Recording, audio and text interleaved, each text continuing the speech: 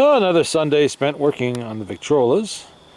Somebody requested more Victrola 50 portable videos. And I have a lot of Victrola 50s. Probably 10 or 12 in my personal collection. Another 10 or 12 that I'm working on that haven't been touched yet. Some of them still in boxes waiting for me to get to them. But this one, I actually started in the spring. It's 67,072, 1922. I'm finishing it up, a few little touches here and there. It's oak, fumed oak, obviously. The biggest problem with this is it had an issue with that screw right there. It was all buggered up really, really bad. Somebody had tried to take it off and it's a brass screw. It's a nickel-plated brass screw. They tend to lock in there tight to begin with, even when they're not glued in with 100 years of nasty old oil that's dried up in there. So took some doing to get that out, and I have the original exhibition reproducer is back in the machine. I had a number 2 in here for a while.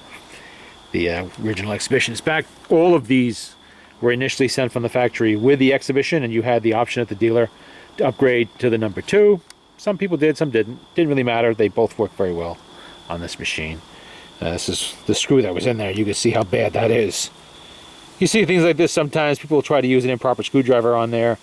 They don't know how to take it out. The easiest way to do it with these is to use heat, and I don't mean use a torch. Don't do that. Not a propane torch or any other torch. You boil it.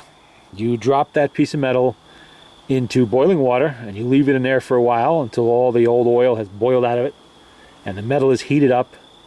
Then using some thick gloves, you take it out, well, tongs, you take it out of the water. You use thick gloves and a properly sized screwdriver, and you work at it. It doesn't come off right away, but it sits more in the water. Eventually it will come out. And you have to get it out because you need to clean that joint where the elbow goes into the tone arm and re-grease it. I use grease, you can use oil too, doesn't really make a difference, they both work. The idea is to seal it and lubricate it. Lubricate it so it doesn't wear out, seal it so that there's no air leak there and you lose volume. Alright, let's play with the reproducer and run the machine. Get out of there. What do I have on here? Oh, it's When You're Alone. This is a age-appropriate record. And who do we have? Come on. Paul Bizey? I think that's Bizey. And it's Novelty Orchestra. Not sure why it was a novelty, except maybe because it was a jazz orchestra. I don't know. But we'll play it. This is the correct era Victor Batwing. And we have needles already on there.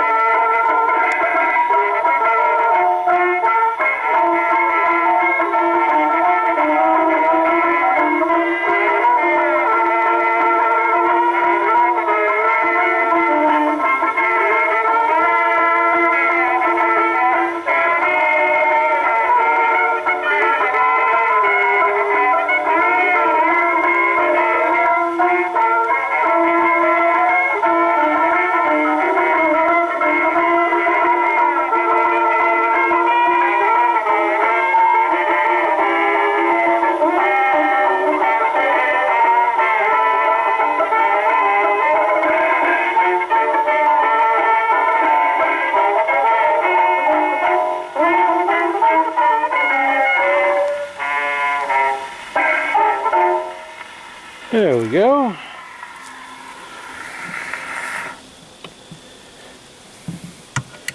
And this machine is now as finished as I'm going to do to it. See, I had to put a new felt on it, but that was actually back in the spring. Now this one has a bit of a scratch on it. See what I mean? Let's see how Caravan plays on there. Joseph C. Smith Orchestra. I probably should wind it with these small motors. I like to wind it once per play. Just saves aggravation in case the record's a little worn. It'll play through it. This does have a new spring, but it's still a small motor. It's not very strong. This is not a Victrola 6 or a Victrola 9 or 8. One of which I will be working on next. Probably not another 6, but I do have a few little things to finish up on the last one, but I do have an 8 to do, and I know I have several 9s waiting in the wings, and more Victrola 50s, and a couple of 4s. There's always something.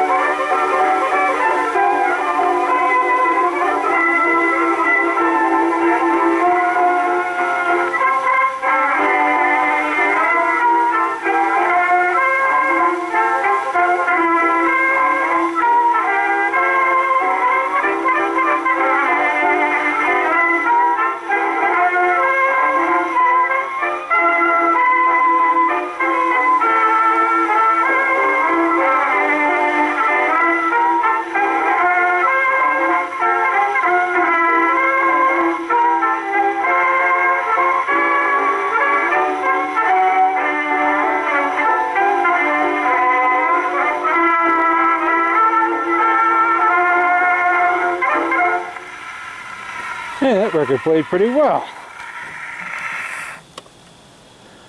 I was a little suspicious with that crack. Well, it's not a crack, with that deep scratch there, but didn't really seem to affect it any at all in this case. Let's put that on the played pile so I don't lose track. What do we got? Chansonet? We do. This is Paul Whitman. I know I have a couple of different versions of this one. Well, a couple of the same record, just different records rather. But that's not surprising. Paul Whitman was very prolific in his career and very popular. So it's not unusual to find his records. It's just unusual to find them where they're not worn out. Because they get played a lot. And let's put a needle on there. Okay.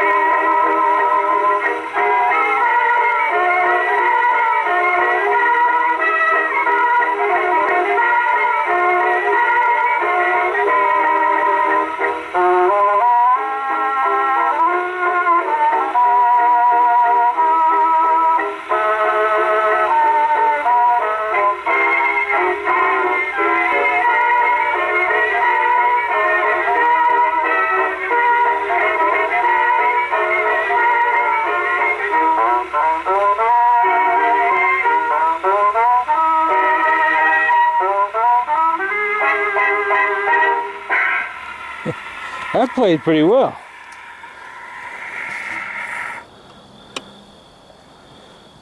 Better than some of my other copies have of that one.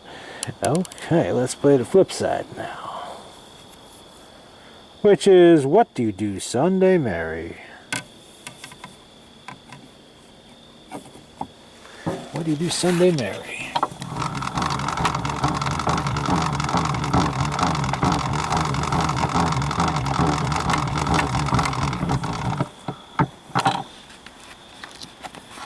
Play my Victrola, that's what Sunday. There we go.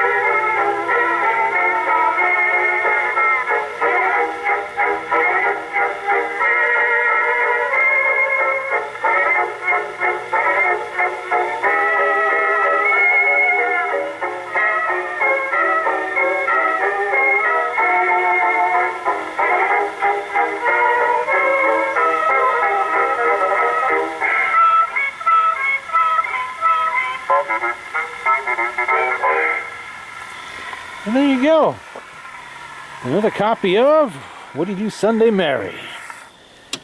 I must have 10 copies of that by now.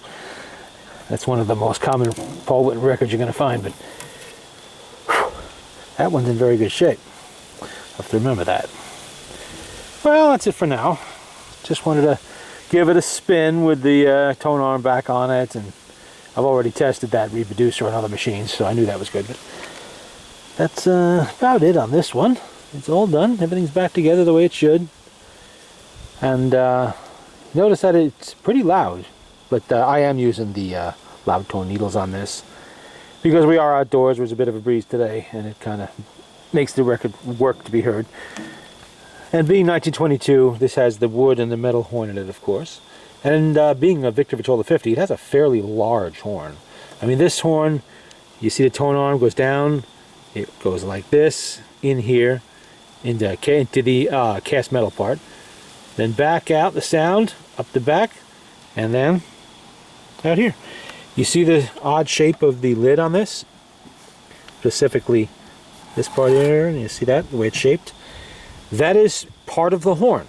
That is intended to enhance the listening experience and increase the volume, which is one of the reasons why the Victrola 50 is a fairly loud machine. Now, I've seen these playing on YouTube where there's no lid at all because it's fallen off, or the lid has no stay and it's flopped all the way open. Never, never let this lid flop open without the stay. If you do that, you will do damage. At the least, you will rip out the hinge or cause damage to the hinge, crack it even. On some of the earlier models with the full metal horn, the 1921s, they had kind of a weak back.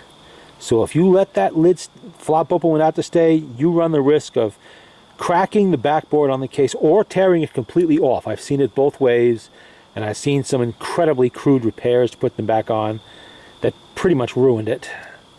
And it's just not something to do. Don't do it on any of them. If the lid stay is broken, this is the lid stay here. If that is broken, fix it.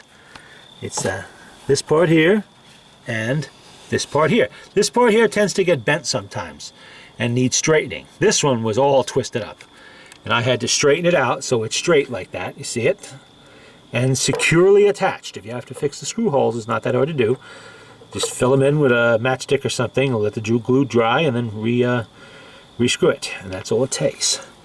But without that stay, the lid won't be at the proper height like this. It'll be flopped over, or runs the risk of flopping open and doing serious damage to the machine. You don't want to do that. Well, that's it for 67,072.